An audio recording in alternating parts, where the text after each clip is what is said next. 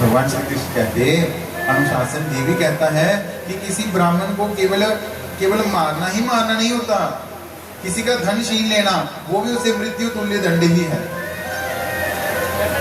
अच्छा, जिन्हें भी थे सारे आए दियो मन्नी लिया थोड़े को जिन्हें भी पैसे अपने गुजर बसर वास्ते सारे को थोड़े थोड़े पैसे होंगे अपनी कमाई के इकट्ठा करिए, कोई सोना बनाता चांदी जो भी है अपने को गहना गट्टा जो भी है, अगर मनी लिया वो सारा कोई लै तो तुसें छोड़ी दिया तो तुम मरे दे है कि नहीं?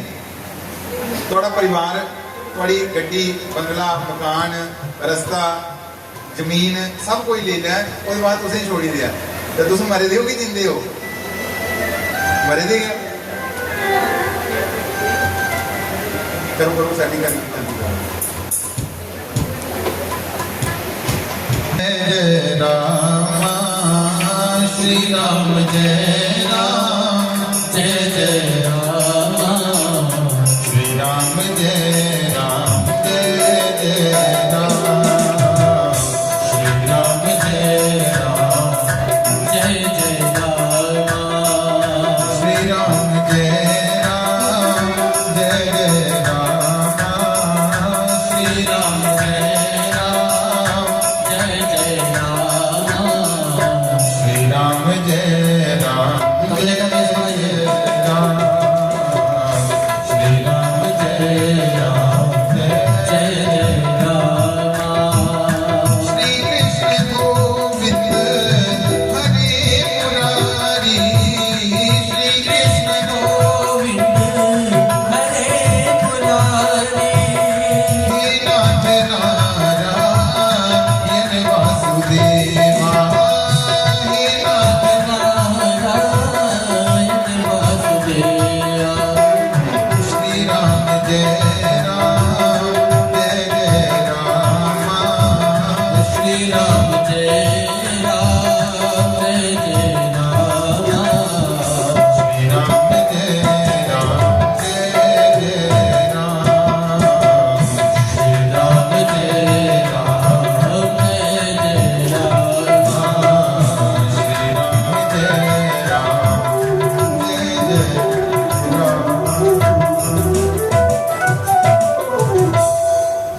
वृंदावन बिहार की राधारानी सरकार की। अश्वत्थामा ने चलाया था वो उसका कहीं ना कहीं तो प्रहार होना था। वैसे तो भगवान ने उसे अपने सुदर्शन चक्र से काट दिया था, पर फिर भी वो कटा हुआ भी आखिर था तो ब्रह्मास्त्र, तो उसने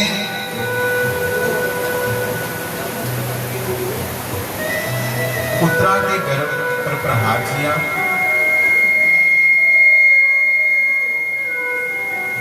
तो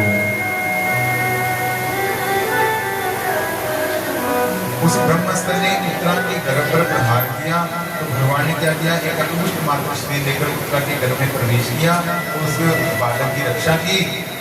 उसके बाद जब समय आने पर उस बालक का जन्म हुआ, उस बालक का नाम क्या रखा? परीक्षित नहीं रखा था, उस बालक का नाम रखा था विष्णुराज। तो क्या हुआ, वो जन्म लेते ही तो देखता था भाई मेरे को पैदा करने वाला कौन है और कौन कौन कौन मेरे गर्भ में मेरी रक्षा करने कौन आया था।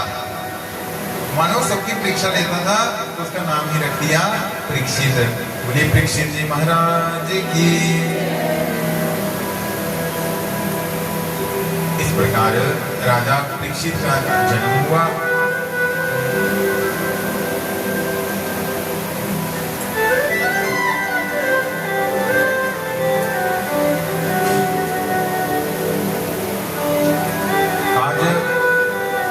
भगवान श्री कृष्ण कहने लगे, अर्जुन अब मैं जाने लगा हूँ द्वारिका में, अब मेरे जाने का समय आ गया, मैंने चले जाना द्वारिका। अब आपके सारे काम बन गए, आपको राज मिल गया, हाँ, और जो भी आप चाहते थे सब आपका काम पूरा हो गया, अब मैं चलता हूँ। तो भगवान ने सबसे पूछा कि आप कुछ लेना तो नहीं चाहते? आप सब मेरे को भगवान भगवान कहते हो, तो आज मैंने मान लिया मैं भगवान हूँ, तो क्या कुछ लेना चाहते हो मेरे से? पहले भगवान ने कुंती बुआ से पूछा, बुआ कुछ लेना चाहती हो, कोई वरदान लेना चाहती हो? तो कुंती बुआ ने क्या कहा, क्या सुख चाहिए? और वो पिछली कथा में बोल रहा था, मैं कहा जिसको दुख चाहिए है, दुख में परमात्मा मिलता है, सुख में परमात्मा नहीं मिलता। तो आप परमात्मा लेना चाहते हो, परमात्मा की प्राप्ति चाहते हो, तो सभी हाथ उठा के बोलो हमें दुख चाहिए। बोलो सच्चे का उसे दुख मिलना। बोलो मैं परमात्मा के बोलना, मैं भागवत भागवत भगवान उन्हें दुख दो, करो हथ खड़े जिन्हें नहीं दुख चाहिए। सच का उन्हें सुख नहीं मिलना ही, सच का मैं बोलता हमें दुख मिला है, करो हथ खड़े जिन्हें दुख चाहिए। तो एक मां ने किया तो लड़ा कर ये सुख दे के दुख लेना चाहता कोई? पर कुंती बुआ कहती कि कृष्णाय वासुदेवाय देवकी नंदनाय च नंद गोप कुमाराय गोविंदाय नमो नमः। पहले भगवान की स्तुति की, उसके बाद कहती हे ठाकुर मुझे दुख चाहिए। कहने बुआ मेरे को गलत सुनाई दिया, मेरे को स की जगह द सुनाई दिया, तूने सुख बोला ना, मेरे को दुख सुनाई दिया। कहती नहीं मैंने दुख ही बोला। बुआ दुख? अरे हाँ आज तक कईयों ने मेरे से वरदान मांगे पर किसी ने दुख तो मांगा नहीं, मांगा किसी ने दुख? अच्छा आपने किसी ने कभी दुख मांगा? बोलो।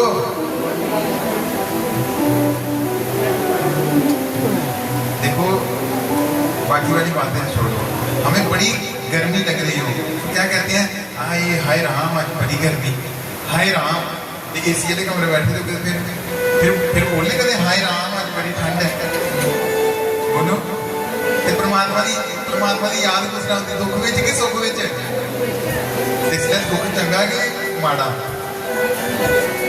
माड़ा चंगा नहीं आते कोई। चलो तो बुआ कुंती कहती केशव अरे मुझे दुख चाहिए। कहने की बुआ तेरे को सुख मिला कहाँ है? पहला दुख तुझे मिलिया कुआरी अवस्था में मां बनना पिया। जो करण था वो सूर्य भगवान का पुत्र था और कुंती का कुआरी अवस्था में वो पुत्र हुआ था। कहने की बुआ पहला दुख तो तेरे जीवन में आया कि तुझे कुआरी अवस्था में मां बनना पड़ा। कोई निका मोटा कष्ट नहीं है कुआरी अवस्था में मां बनना पिया। उसके बाद हुआ तेरा उस पुत्र को त्यागना पड़ा, लोक लाभ के कारण उस पुत्र का त्याग करना पड़ा। मुझे दूसरा दुख और तीसरा और सबसे बड़ा दुख तुझे तेरी शादी पता किससे की? पांडु से। पांडु कहते हैं पीलिए को, पीलिए के रोगी से तेरी शादी कर दी घर वालों ने।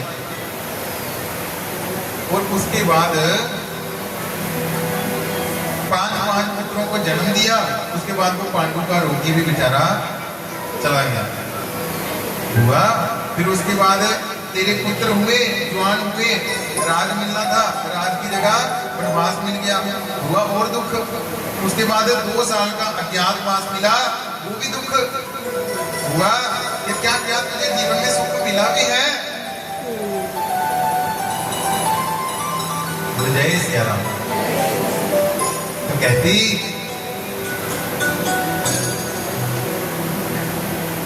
कि सुख के माथे सिल पड़े जो नाम हृदय से जाए, बलिहारी बात दुख के जो पल पल नाम जपाए।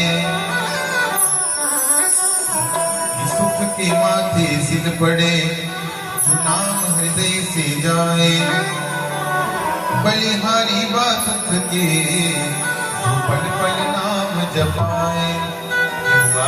तुझे पूरी उम्र सुख मिला कहाँ है? एक दुख मिलिया, किन्ने दुख गणाए कुंती दे? जो जीवन में थोड़े थोड़े दुख मिलते वो नहीं गणाए, बड़े दुख हुआ। तुझे जीवन में सुख मिला भी है, अभी भी दुख मानती हो। एक बार राम जी ने हनुमान जी से पूछा था, कह रहे हनुमान जी बताओ तेरी नजर में सुख और दुख क्या है? तो कहे हनुमंत विपद प्रभु सोई, जब तप सुमिरन भजन न होई। कहने लगे परमात्मा कि राम जी दुख वो है जिसमें आपकी याद ना आए, और सुख वो है जिसमें आपकी याद आती रहे। जय श्री राम।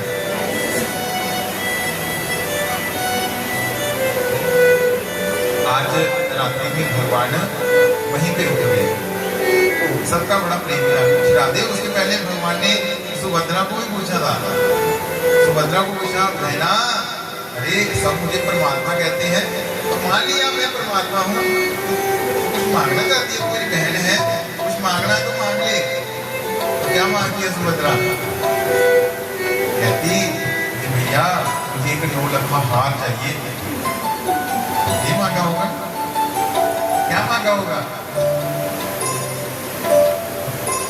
कहने लगी तू परमात्मा होगा तो अपने घर में रह, मेरे को कोई जरूरत नहीं तेरी, तेरी जरूरत तो है पर तेरे सामान की, तेरे पैसे की कोई जरूरत नहीं मुझे।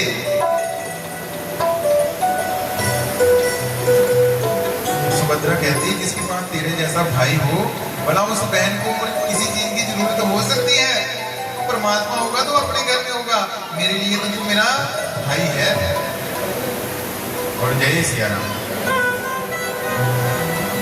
उसके बाद रात्रि में भगवान वहीं रुक गए, पर रात्रि ना युधिष्ठिर जी की निद्रा है ना भगवान श्री कृष्ण की निद्रा है। तो जब निद्रा नहीं है पर बता क्या करता, बाहर चक्कर लाना युधिष्ठिर जी भी बाहर चक्कर ला देते भगवान श्री कृष्ण के। आपस में दोनों दिन बुलाती हुई पूछने लगी भाई तुझे क्यों निद्रा? वही पूछना तुम्हें क्यों नहीं होगा निद्रा? तो भगवान श्री कृष्ण कहते इस समय मेरा स्मरण कर रहा है कौन? भीष्म पितामह। और युधिष्ठिर तेरे को क्यों नहीं नींद आ रही? कहने लगे मुझे इसलिए नींद आ रही, जो इतना बड़ा युद्ध हुआ था ना, उसका कारण कौन था? उसका कारण है अरे ना मैं राजपाट लेने की जिद करता तो आज मेरे चाचे, मेरे ताया, मेरे भाई मेरे साथ होने थे। तो कहते जो मोह अर्जुन को युद्ध के समय हुआ था ना, वही मोह आज युधिष्ठिर को युद्ध खत्म होने के बाद हुआ। जय श्री राम।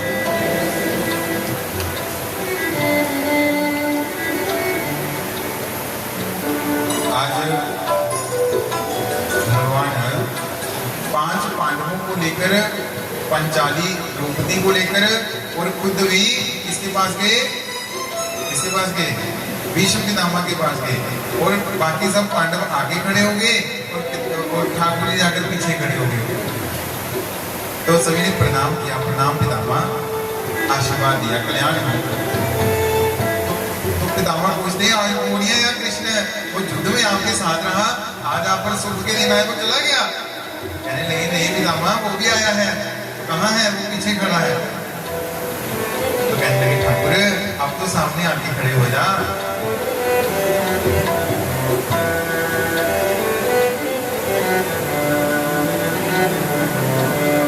हे गोविंद हे गोपाल अब तो जीवन हारे, अब तो जीवन हारे। अब तो मेरा जीवन भी हार चुका है, अब तो मेरे सामने आ जा।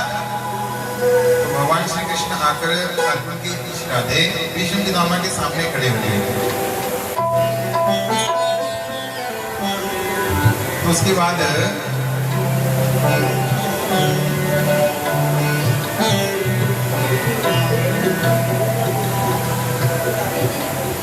भीष्म पितामह भगवान श्री कृष्ण से कहते हैं कि अब मैं जाने वाला हूं। तो केशव इतना तो करना स्वामी, जब प्राण तन से निकले, श्री गंगा जी का तट हो, श्री वन जमुना का बंसी बट हो, और मेरा सांवरा निकट हो, जब प्राण तन से निकले, कि इतना तो करना स्वामी, जब प्राण तन से निकले।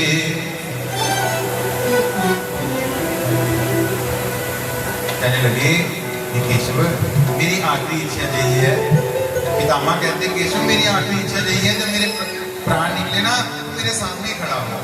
कहने लगे ठीक है, मैंने आपकी बात मान ली, पर पितामह मेरी भी एक बात मानो। युधिष्ठिर अभी बच्चा है, इसको अभी राजपाट के धर्म के बारे में कुछ पता नहीं है। पितामह आप वृद्ध हैं, आपको राजपाट कि क्या नियम होते हैं, क्या अनुशासन है, आप सब जानते हैं। इसलिए जाते जाते कुछ अनुशासन है, इसे भी दे दो,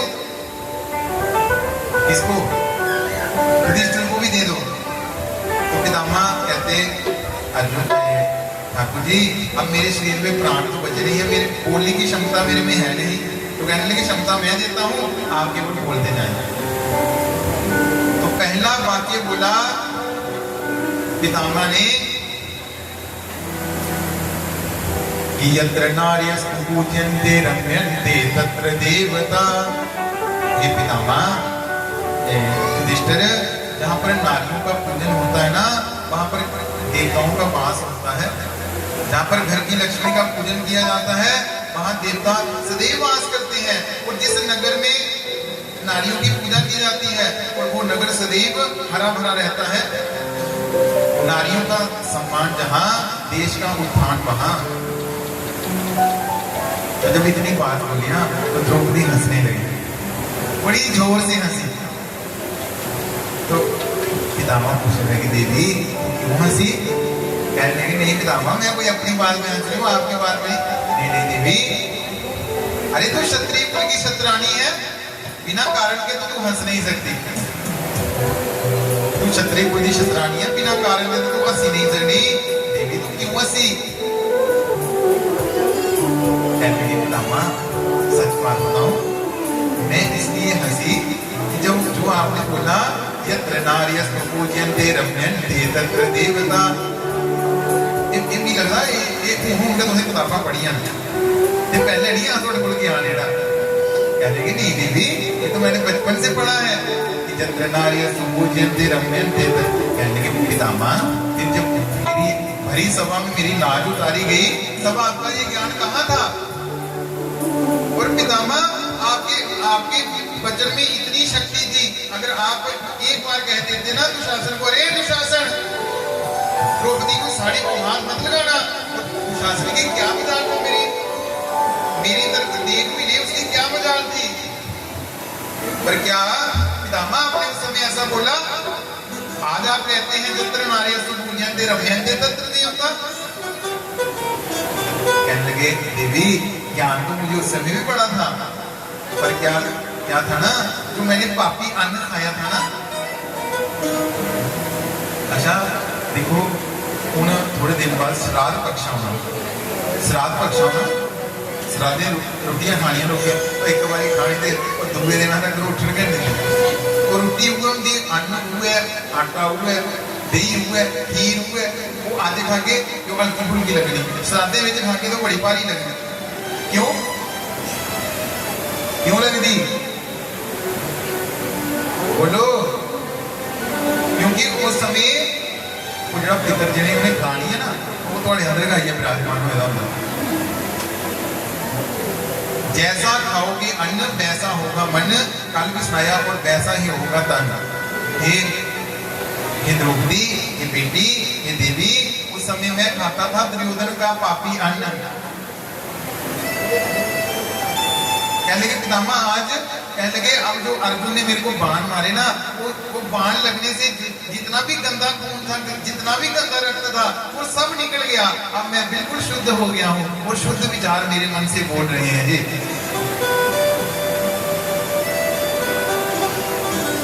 उसके बाद पितामह ने अपनी प्राण ज्योति को भगवान में समर्पित कर दिया और कहने लगे कि केशव मेरी एक पुत्री है, मेरी एक कुड़ी है, ते ओदे कन्ने तुसीं ब्याह करना। कौन बोलता? इधर ध्यान करो।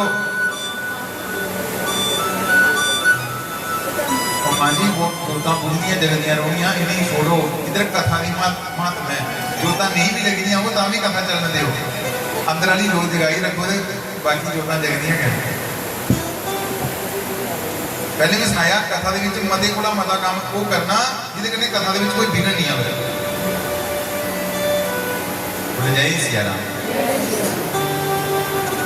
जगाई जाके दाते जी दा आरती करने जगाई जाके नहीं जाऊंगा।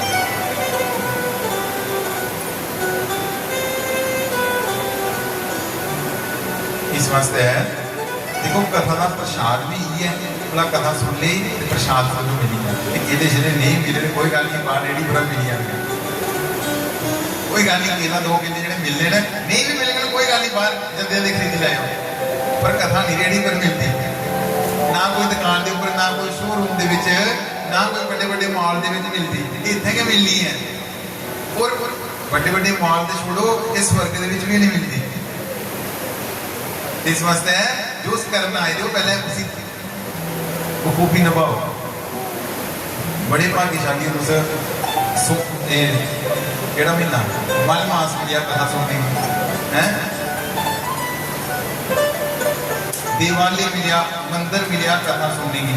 मंदिर में तो वैसे ही कथा सुनो जो अनंत गुना फल होता। वो बाद शिवलिंग के समीप कथा भी ये सुनो अते लक्ष्य गुना कोटि गुना फल होता। वो बाद बिल्लो का वृक्ष है कि बिल के दरख्त होना, बिल के दरख्त के कंढे बेहिए कथा सुननी है, आते करोड़ा लखा करोड़ा जिन्नी गिनती नहीं भी आती इन्ना फल होता। वो बाद ऐसा पावन महीना मिले वो जो सारा पुण्य है वह भी 1000 गुना फल होर वधी जाता। इस वास्ते बड़े भाग्यशाली हो। इस वास्ते कथा वो काम करना जिहदे कन्नै कथा की होर बढ़ावा मिले, होर बढ़ावा मिले। जय सिया राम। पितामह आखन लगे हे ठाकुर मेरी एक पुत्री है, मेरी एक कुड़ी है, तो ओदे कन्नै तुसीं ब्याह कर लो। पितामह आपकी बेटी कब से हो गई? अरे आप तो अखंड ब्रह्मचारी हैं, आपकी पुत्री कब से हो गई? आपने शादी भी की है? कहने लगे नहीं ये वाली पुत्री ये नहीं है मेरी। पुत्री कौन सी है? ये मेरी पत्नी है ना, ये मेरी पुत्री है। इसे अपने चरणों में लगा लो, अर्थात इससे शादी कर लो, विवाह कर लो, इसे अपनी दासी बना लो। तो बस प्रभु इतनी ही मेरी इच्छा है। ये कहकर पितामह की प्राण ज्योति भगवान के चरणों में लीन हो गई। बोलिए भक्त वत्सल भगवान की। अच्छा वो तो बोल दे, बोलिए भक्त वत्सल भगवान की जय। इसका मतलब ਇਹਦਾ मतलब ਕੀ ਹੁੰਦਾ? मतलब ਗੱਲ ਸੁਣਾ ਚਿੱਤ ਤੋਂ ਪਤਾ ਕਰੀ ਜਾ।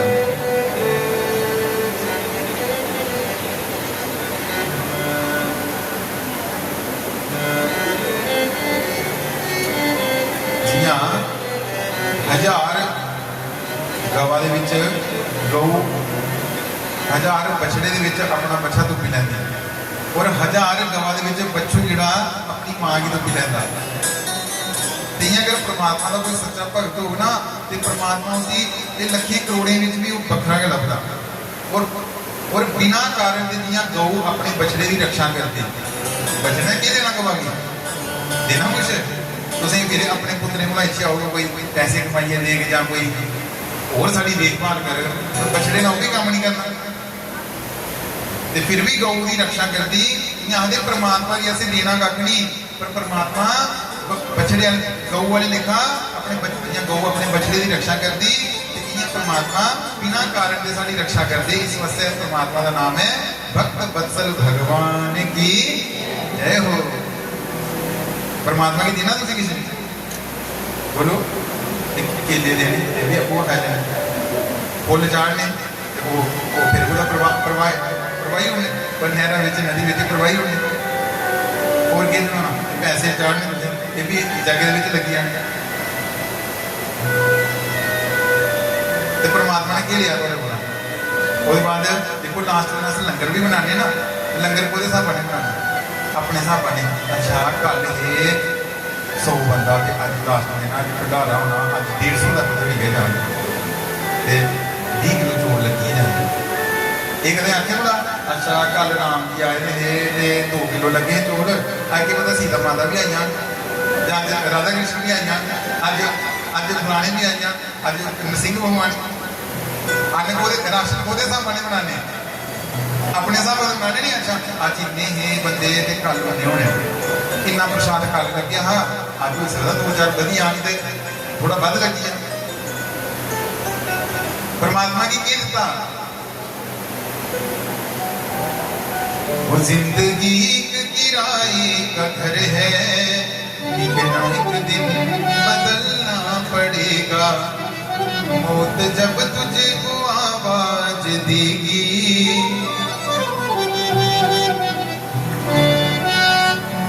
घर से बाहर निकलना पड़ेगा।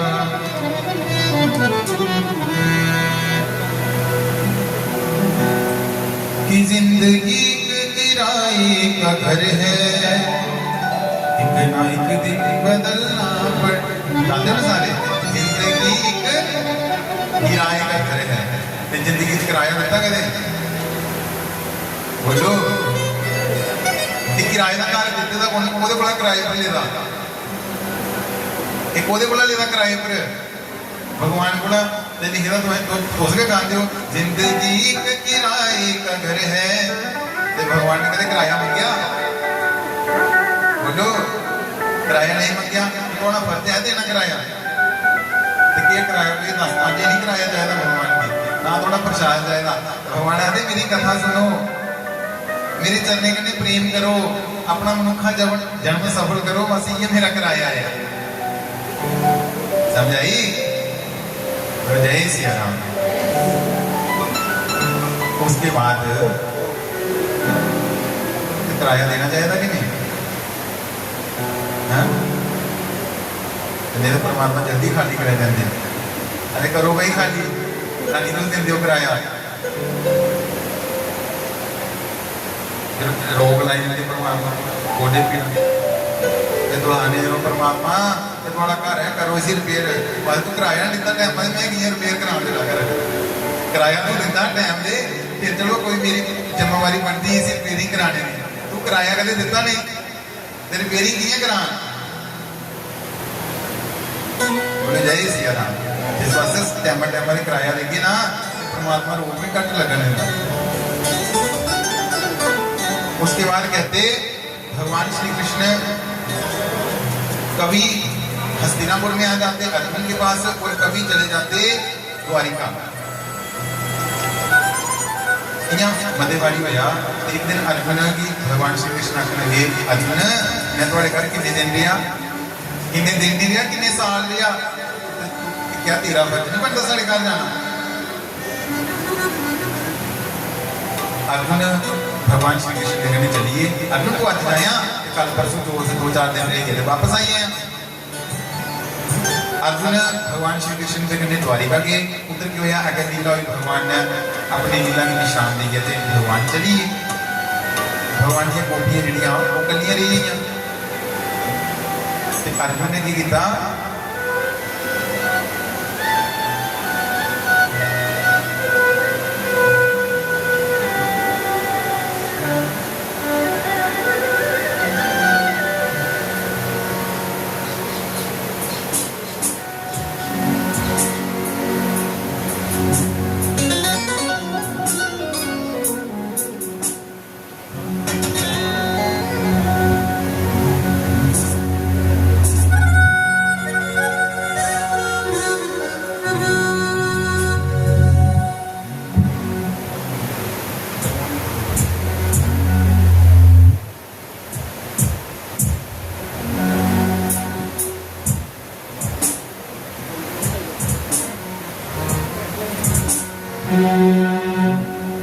अर्जुन भगवान श्री कृष्ण के गले द्वारिका के तो भगवान श्री कृष्ण अपनी लीला की शाम देने जाए चुके। अर्जुन ने सोचा ना मैं भगवान की पत्नी ही नहीं है उधर ना हस्तिनापुर दे विच जा उधर युधिष्ठिर जी की बड़े अपशकुन होते हैं मंदिर दे विच जंदे हैं ते मूर्तियां दे विच पसीना आंदा अते मूर्तियां दे विच पसीना आवे बड़ा अपशकुन होता मूर्ति दा मुंह मुरझाए ना लगे वो भी बड़ा अपशकुन होता मूर्ति दे अखी दे विच अखी दे हुण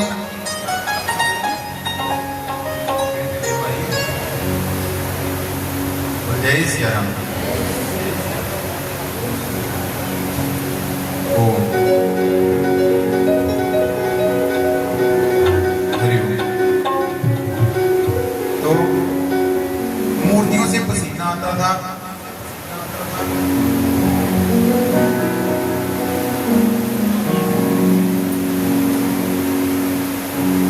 गौशाला में जाते थे तो बछड़े दूध नहीं पीते थे गायों का गाय रोती थी। युधिष्ठिर सोचते ऐसा क्यों होता है मेरे साथ। एक दिन अर्जुन का रथ आया उसमें देखा कि आज अर्जुन के सिर पर ना मुकुट था ना बाजू में बाजूबंद थे ना तेज विहीन चेहरा था। तो आते कहने लगा भैया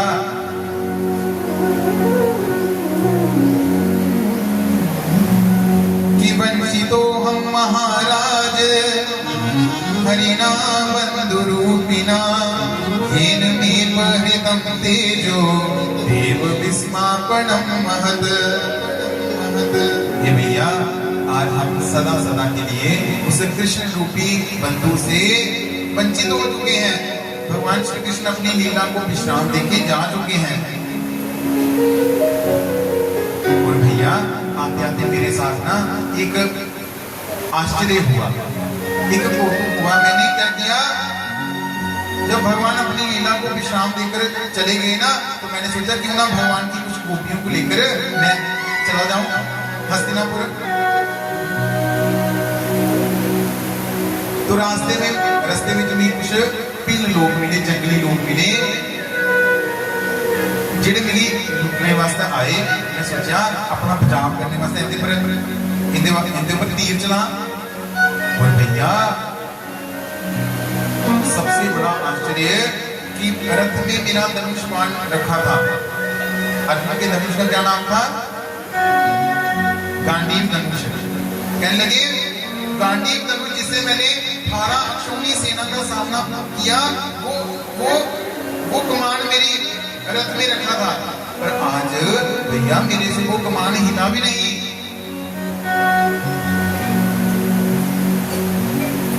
और भैया जिन बाहुबलों के बल पर मुझे बड़ा अभिमान था ना आज मैं उनका सामना ही नहीं कर सका। उन्होंने मेरा मुकुट भी लूट लिया उन्होंने मेरे बाजूबंद भी खुलवा लिए और वो गोपियों को लेकर भगवान श्री कृष्ण की पत्नियों को लेकर मेरे से छीन लिया उन्होंने। उस समय मेरे मन में आया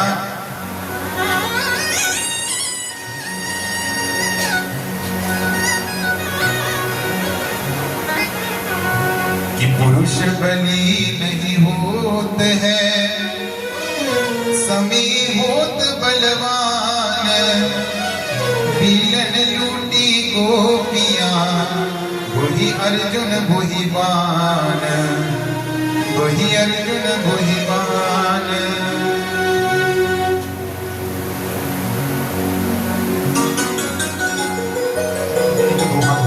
गाया कि बागा दे विच कि बागा दे विच आइया बहारा पतझड़ ने फिर आना उसने जवानी ते मान ना करिए चढ़िया चन टल जाना दुश्मन मरीता खुशी ना करिए सजना ने टुर जाना वो भला मुड़ के नहीं आए जाएगी पूत जिनान।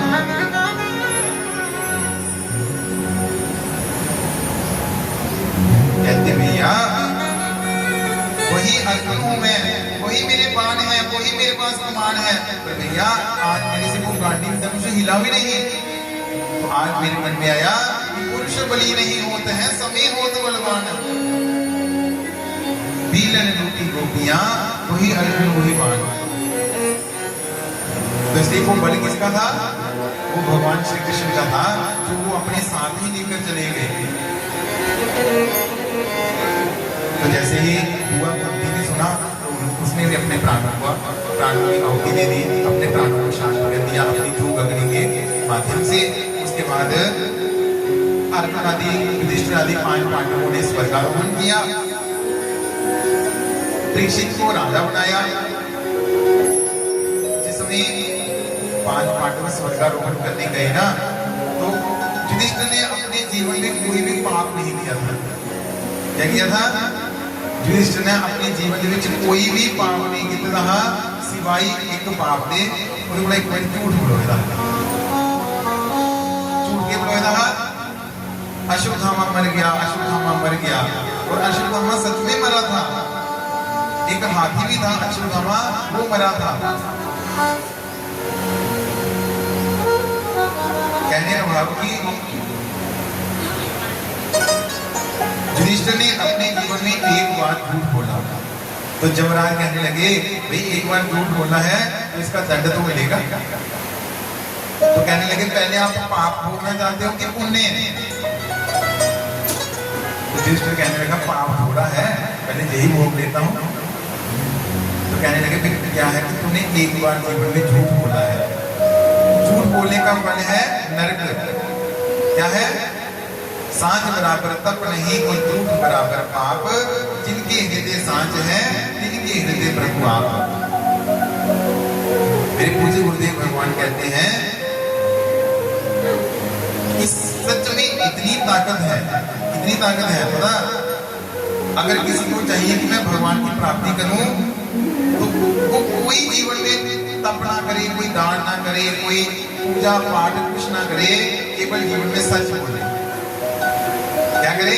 जीवन में सच बोले, और सच ही उसे भगवान की प्राप्ति करने पर भगवान को उसे अपने चरणों में लगाने की मजबूरी बन जाती है, क्योंकि उसने अपने जीवन में कोई झूठ नहीं बोला। और कहते हैं जिसको अपना बेड़ा डूबना हो ना, जिसे अपना बेड़ा डूबना हुआ है, तो उनकी करना केवल झूठ बोलना और कोई काम नहीं करना। एक झूठ गया वो बेड़े डूबने काफी है। और जेड़ा चाहता भी भगवान की प्राप्ति हुआ है, देखो केवल सच बोलना।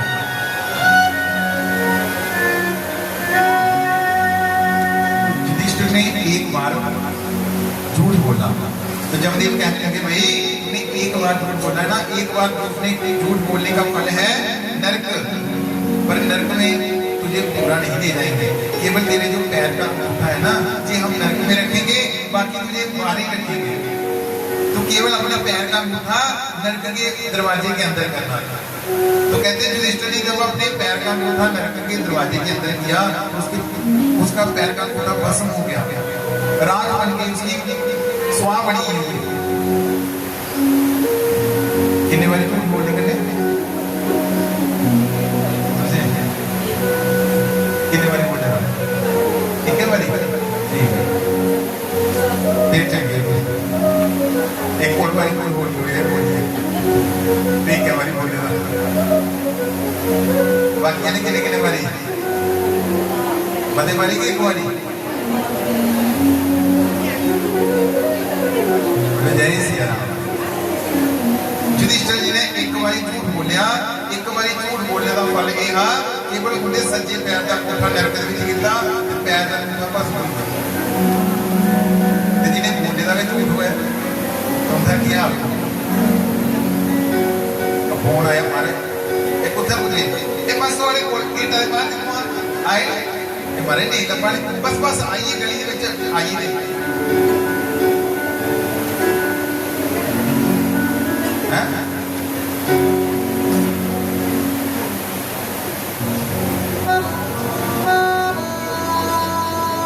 जय सिया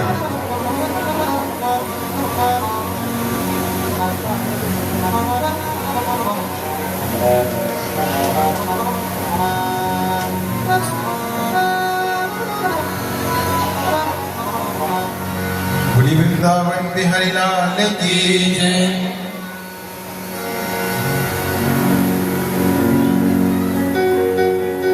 कि तेरा दर्द तो हकीकत में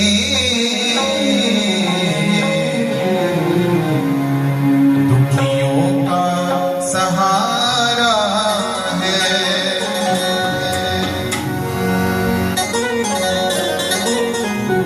दरबार तेरा का नाम हम सबका गुजारा है। तो सभी भाव से कहिए जय हो जय हो।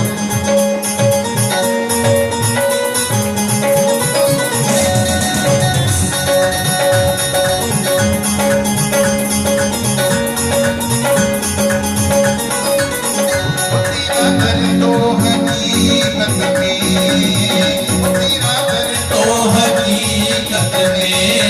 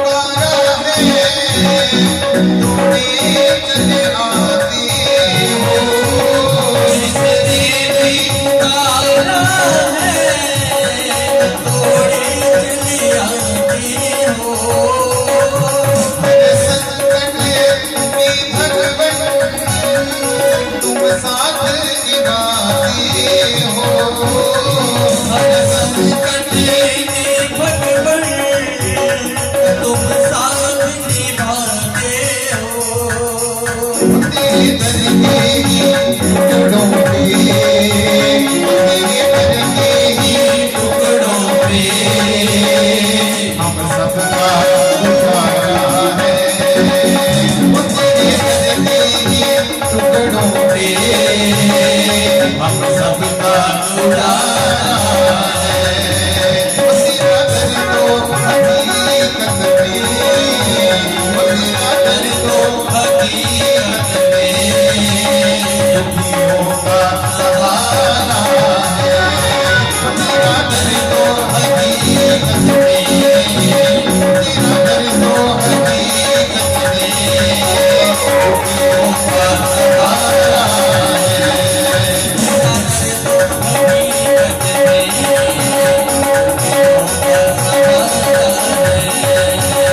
दरबारे तेरा दरबारे तेरा सबका उजाला है। दरबारे तेरा सबका उजाला है। हम सबका उजाला है। हम सबका उजाला है। हम सबका उजाला है। हम सबका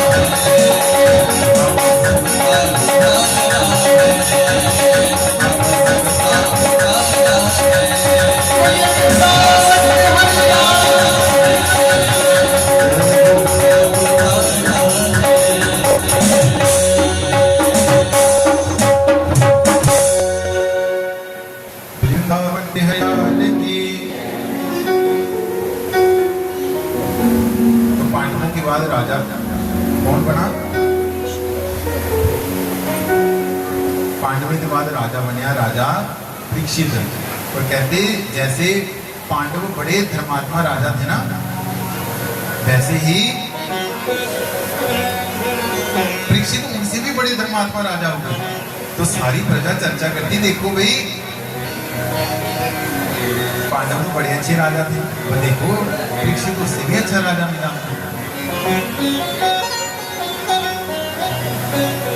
राजा परीक्षित अपने प्रताप करने बड़ा अच्छा जिस करते। एक दिन राजा परीक्षित नगर भ्रमण वास्ते जंगल घूमने वास्ते बाहर गए। जंगल ਦੇ ਵਿੱਚ ਕੀ ਦੇਖਿਆ? ਇੱਕ ਗਊ ਤੇ ਇੱਕ ਬੱਚਾ ਉਹ ਆਪਸ ਵਿੱਚ ਗੱਲਾਂ ਕਰਾ ਕਰਦੇ। ਗਊ ਜਿਹੜੀ ਵਿਚਾਰੀ ਬੜੀ ਦੁਖੀ ਸੀ ਤੇ ਬੱਚਾ ਜਿਹੜਾ ਉਹਦੇ ਤਰੇ ਪੈਰ ਟੁੱਟ ਚੁੱਕੇ ਦੇ ਸੀ। ਇੱਕ ਪੈਰ ਦੇ ਉੱਪਰ ਵਿਚਾਰਾ ਬੱਚਾ ਖੜੋਤੇ ਦਾ। ਗਊ ਪੁੱਛਦੀ, ਭਰਾ ਇਹ ਤੇਰੀ ਹਾਲਤ ਉਹਨੇ ਕੀਤੀ? मेरा गौ बहन मेरी कोई कहो ना को सुख दुख कर दाता, मैंने निज कृत कर्म भोगे छुड़ाता। मेरे कोई ऐसे कर्म होने ना मेरी दुख मिला। इस वास्ते कोई किसी दुख का कारण नहीं होता। इंसान अपने दुख का कारण आपे बनता। और लोकी की दृष्टि करने भी देखते हैं तो तामी इंसान अपने दुख का कारण आपको बनता। कथा भी चलती है नहीं पहले जब जाके ना फोन कर रहे हैं, फोन कर रहे हैं तो पहले नहीं फोन किया आइए दुखी ये नहीं फोन किया।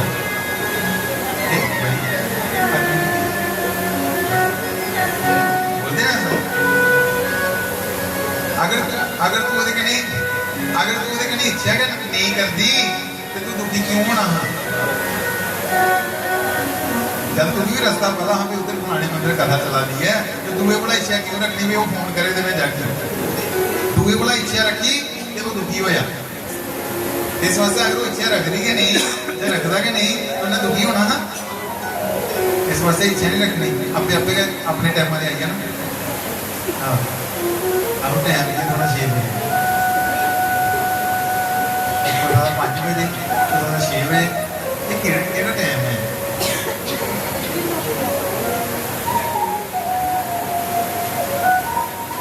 मेरा है बैठ के बात कर रही है। रजिस्टर लाइए बता लिखना है एब्सेंट क्लाउड के साथ।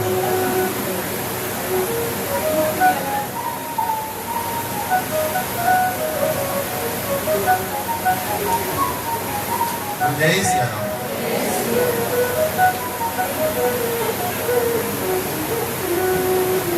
राजा परीक्षित उनके दोनों गल्लां लगे सुन की गल्लां करा दी। तो वो बच्चा पूछने लगा, भैन मैं तो दुखी अपने दुख के कारण, तू क्यों दुखी है? कहने लगी, मुझे मेरे भी दुख का कोई कारण नहीं है, मेरे दुख का कारण भी समय है, काल है, टाइम है। वो दो आपस में गल्लां करा करते हैं। राजा परीक्षित उनकी गल्लां सुना करता है। एक और बड़ा काला स्या भाई वो उन्हें मारनी है वाला गऊ के बच्चे ही। राजा परीक्षित ने अपना धनुष्मान चुकिया, सावधान किया, अरे सावधान, तू कौन है मेरे राज्य में गऊ और बछड़े को मारने वाला? अभी राजा परीक्षित जिंदा है, तू मेरी क्षेत्र में, मेरे एरिया में, मेरे राज्य में गऊ को मारता है? अभी राजा परीक्षित जिंदा है। वो भाई चलने पे याद लगा, ये राजा ने मुझे मारना मत, और मारना क्या, आप तो मुझे मार ही नहीं सकते, आप मारना क्या, आप तो मुझे मार ही नहीं सकते। कहने लगा, क्यों नहीं मार सकता भाई? कहने लगा, मेरा नाम है काल, कलियुग, तो युग को कोई मार नहीं सकता, आप बदल जरूर सकता है।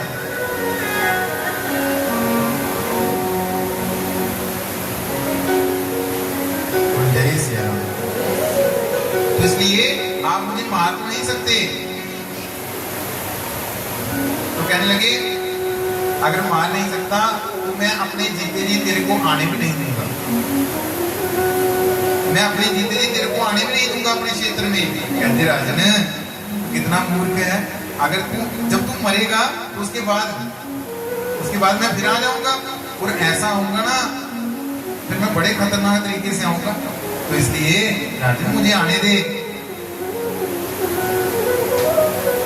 तो राजन कहने लगा, तेरे में कोई गुण ही नहीं है, तेरे को आने क्यों दूं? कहने लगे, नहीं राजन, मेरे में एक गुण भी है कि कलियुग समझुग आन नहीं, जो नर करे विश्वास, गाई राम गुण गण विमल भवत रही बिनहि प्रयास।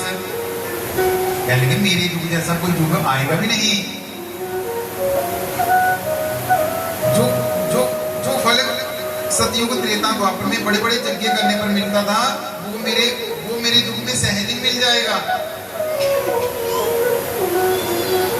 एक गुण बड़ा चंगा लग गया, अच्छा एक गुण तेरे चंगा भी है, तेरिया काम करने कोई ऐसी डील करने जिहदे तू भी फायदा होवे ते मेरा भी फायदा हो।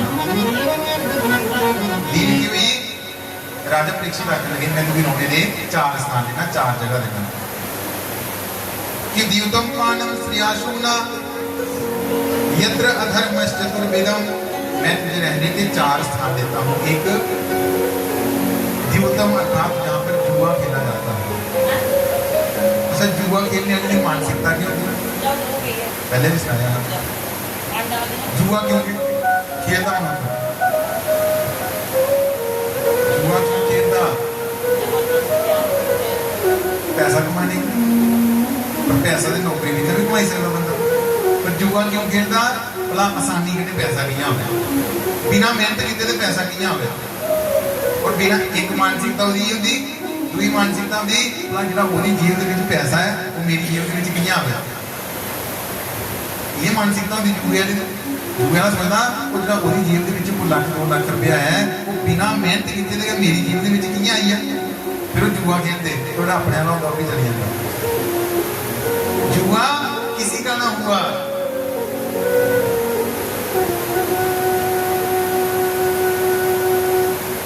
इसके बाद दूसरा स्थान दिया पानम अर्थात जहाँ पर शराब पी जाती है।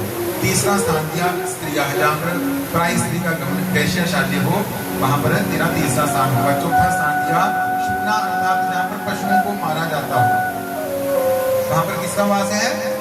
कलियुग का वास है। और आप देखेंगे ना, कलियुग सारी लड़ाई का कारण है। लड़ाई का कारण क्या है? कलियुग। और कलियुग कहाँ कहाँ रहता है? लड़ाई कहाँ होती है? मांस खाएंगे, शराब पिएंगे, उसके बाद लड़ना। जैसे दाल मुर्गा खाने वाले इतना जोर का नहीं होता, वो लड़ने दिया मीट पर दोबारा छोड़ पड़े हमारे यहाँ तू जीतिया जरा शराबी होता था जोर पाए नहीं होगा आवा तू मेरे लिए लड़ना आइए। तो कहने का भाव लड़ाई कहाँ होती है? जहाँ कलयुग होता है। शराब पिएंगे, मांस खाएंगे, उसके बाद क्या करेगा? लड़ने का मन करेगा। तो जहां लड़ाई कहां होती है? स्त्री के पीछे लड़ाई होगी।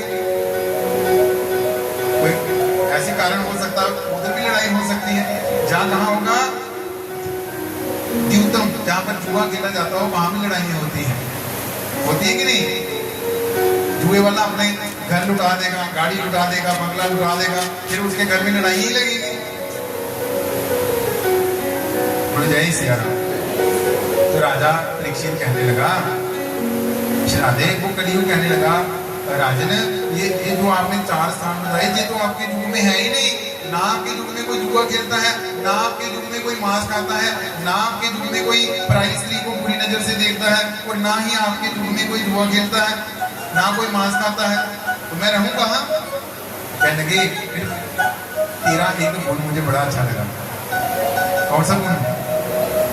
कि कलियुग समयुग आन नहीं जो नर करे विश्वास, गाई राम गुण गणवम विमल भगत रही बिनहि प्रयास। ये गुण मुझे तेरा बड़ा अच्छा लगा, इसलिए मैं तुझे रहने का एक बड़ा अच्छा स्थान देता हूँ। चल तुझे रहने का स्थान दिया, क्या? सोना। कलियुग लगा बड़े जनाब हो सर, सुनना दे भगवान के रहने का स्थान है। देखो आप कहीं मोह होता है, चौरसी होती है, या कोई धर्म कर्म कार्य होता है, तो मूर्ति किसकी बनाई जाती है? सोने की बनाई जाती है ना। तो सोने में भगवान का वास है कि कलियुग का? किसमें है? किसका है? कहने लगे हे राजन, जिसका होगा धर्म का सोना वो उसमें होगा परमात्मा का वास, और जिसके पास होगा अधर्म का सोना उसके पास उसमें कलियुग का वास है।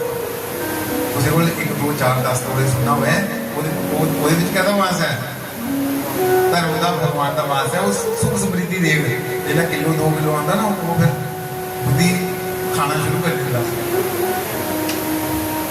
और सोना फिर सोना आराम कर देता, फिर नींद नहीं आती। बार बार उठिए दिखने में गला सब सही सलाम है नहीं है हमें। तो इसलिए और मेहनत मजदूरी का इतना ही सोना होता है, 10 तोले से ऊपर नहीं बन सकता। बन सकता है 10 तोले हो, ये किन्ने का? 15 लाख का किन्ने का? ये पूरे अपडेट होते सुनने आज इतना चलो जितना भी होगा। कहने का भाव कि जो ज्यादा सोना है ना उसमें कलियुग का वास है, और थोड़ा अपने उपयोग के लिए बनाया गया सोना उसमें भगवान का वास है। बोलो जय सिया राम। उसके बाद एक दिन राजा परीक्षित अपने कक्ष में गया, अपने कोष में गया जहाँ पर उसने धन रखा था। उसमें देखा एक बड़ा सुंदर मुकुट है। वो मुकुट किसका था? राजा जरासंध का मुकुट था, अधर्मी राजा था वो। तो जब वो मुकुट पहना ना इसने, क्या हुआ? आज मति भ्रमाना शुरू हो गई। कलियुग पीछा बोलने लगा, राजा तू राजा है, राजा का काम है शिकार खेलना। तू कभी शिकार खेल लिया? तू कैसा राजा है? किसी शिकार खेलने भी नहीं आऊंगा, तू कैसा राजा है? राजा ने सोचा मैं शिकार खेलना, मैं राजा है भाई, राजा का काम है शिकार खेलना। आज अपना धनुष बाण चुक गया, तलवार चुकी, राजा गया शिकार खेलने की। उधर शिकार खेलते खेलते थोड़ा लेट हो गया, रास्ता भुल गया, रस्ते में चुनी की कुड़िया लगी। सोचने लगी तेरे कोई चाह पानी पीना है, उसके बाद फिर अपना घर का रास्ता देख। चाह पानी पीने वास्ते एक मुनि के आश्रम में गए, जिस मुनि का नाम था शमीक मुनि। शमीक मुनि अपनी तपस्या लीन ही बेचारे अपने माला पाठ कर रहे। बिचा कलियुग बोले ये बड़ा चला गया बाबा, ये इस वास्ते नहीं उठा करता क्योंकि तेरा पत्रा केड़ा आया? मैं क्या कोई भजन वाला पत्रा आया है?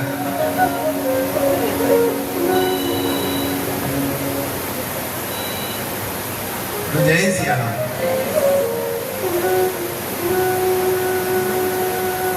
बराबर बराबर बड़ा लगा है, और जिन्हें कुत्ता से दाम फाड़े ना, ये बड़ा बराबर बराबर लगा। जय सिया राम।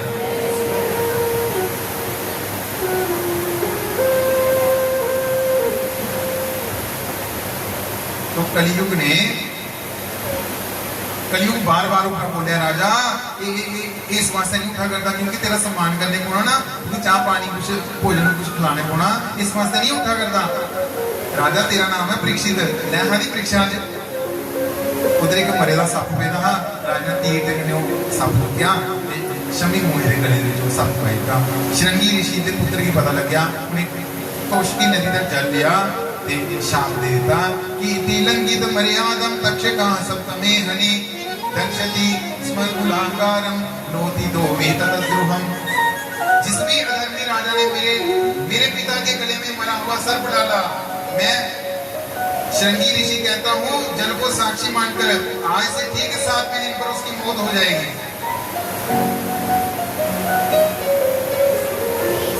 रोते रोते अपने पिता को बुलाए, पिताजी आंखें खोलो, पिताजी आंखें खोलो।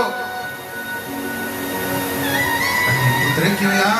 पिताजी देखो थोड़े गले के नीचे की है, अगर कोई चील कौआ जा करता होना ना सप नहीं ऊपर तो कोई बड़ा छुट जाना तो मेरे गले से नहीं होना। कहने की नहीं पिताजी, एक अधर्मी राजा ने जानबूझकर अपने आप के गले में डाला है, एक अधर्मी राजा ने अपने अज्ञान के वश हुई है, उन्हें जानी बुझी थोड़े गले में पाया है। नहीं कुछ बोले हमने, हाँ पिताजी मैंने तो उसे शाप दे दिया कि आज से ठीक 7वें दिन पर उस राजे की तक्षक नाग के डसने से मौत हो जाएगी। नहीं पुत्र ये तो चंगा नहीं किया, अपना शाप वापस लेना। पिताजी जो मैंने शाप दे दिया तो वापस नहीं हो सकता। तो फिर जब राजे की स्नेहा बजाओ कि राजा अपनी मुक्ति का कोई जतन कर ले, अब तेरे पास 7 दिन केवल है। राजे की पता लगा ना, राजा बड़ा खुश हो गया, कहने लगा आज मैं दुनिया का सबसे भाग्यशाली आदमी हूँ, जिसे पता है कि तेरे को 7 दिन, बाकी मुझे पता कितने दिन छोड़ो, पता कितने घंटे, घंटे भी छोड़ो पता कितने मिनट भी छोड़ो पता कितने सेकंड, पता है नहीं पता। तो राजा परीक्षित कहता अरे मैं दुनिया का सबसे भाग्यशाली आदमी हूँ, अरे मुझे पता है कि मेरे पास 7 दिन है अभी। और संतों ने बड़ी कृपा की, संत जी ने चाहे था उस वेले शाप देते थे मेरी पसंद करी, संत जी 7 दिन देते मेरी मुक्ति वास्ते।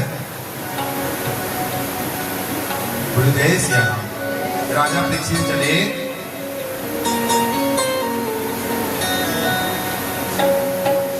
संतों से पूछने की, अरे बताइए संत जी मैं अपनी मुक्ति का क्या जतन करूं जिससे